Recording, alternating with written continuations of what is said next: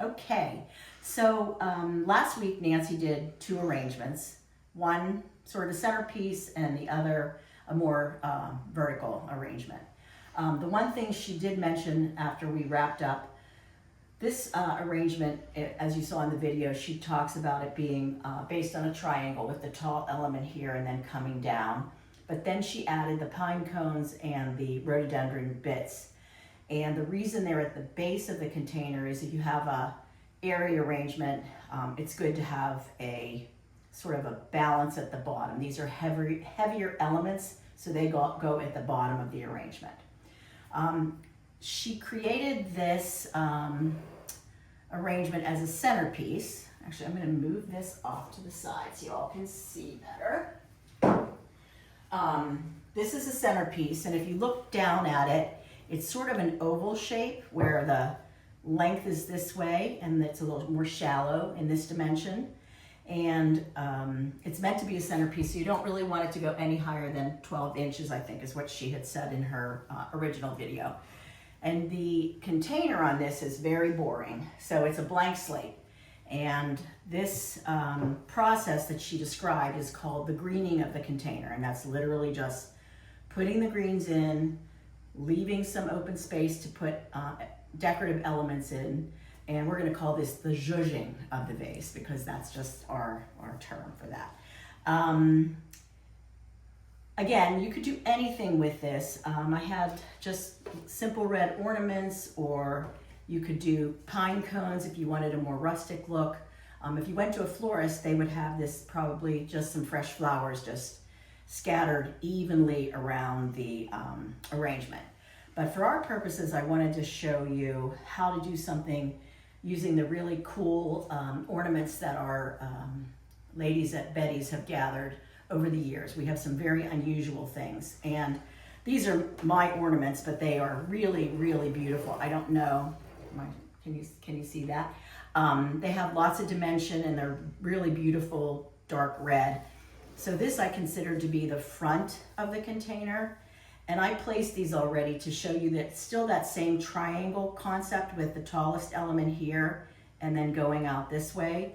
But even if you view this from this side in a centerpiece, it still looks pretty good.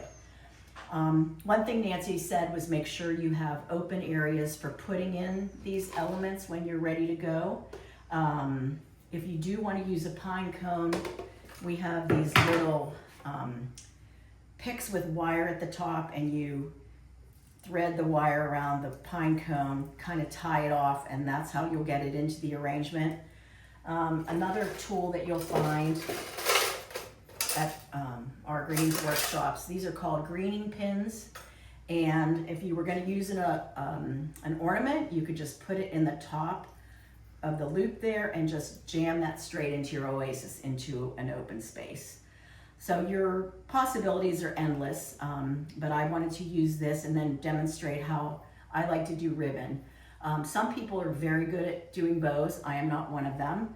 I am a cable tie loop person, and the cable tie is what I prefer. Better flower arrangers can use wire, and they do a couple twists and it looks magnificent, and then they stuff it in and the arrangement looks done. But if you are similarly ribbon challenged as I am, you can still get a really nice effect and a lot of movement through the arrangement by using especially our wired ribbon. Now, if this is the size of your container, you have to get the proper scale ribbon. So I think something this size or even up to this size would work with this container. If you had something bigger, you could go to a much larger ribbon. And we have every size for every container that will be available at the Greens workshops. But for this container, I already started with this golden red. And if you're looking at the front of this, this is my big opening. So I did a 4-loop bow, which is literally, I'll do one demonstration for you with this last piece. But you will tuck that in to your arrangement. Like that. And then the nice thing about wired ribbon is you can move your loops around and things look pretty that way. And then I did a second, and And I had 3 spaces I identified where I wanted to have the ribbon. And now I'm standing here talking to you and I'm trying to remember what the 3rd one was, but it'll come to me. Sometimes if you have a really long cable tie, you might need to shorten the cable tie to get it into the oasis properly. So I'm going to tuck a second one back here. And again, I love playing with the loops because that's what makes it look really pretty. And then I'm going to do just a single loop and show you how to do that. And my single loop is going to just pull it through. The nice thing about a cable tie is you don't have to commit. If your loops aren't right or things are uneven, you can get it almost all the way done and then you can shift it a little bit and that works really well. So this is my last loop. And I think I'm going to put it over here and just tuck it in to the oasis.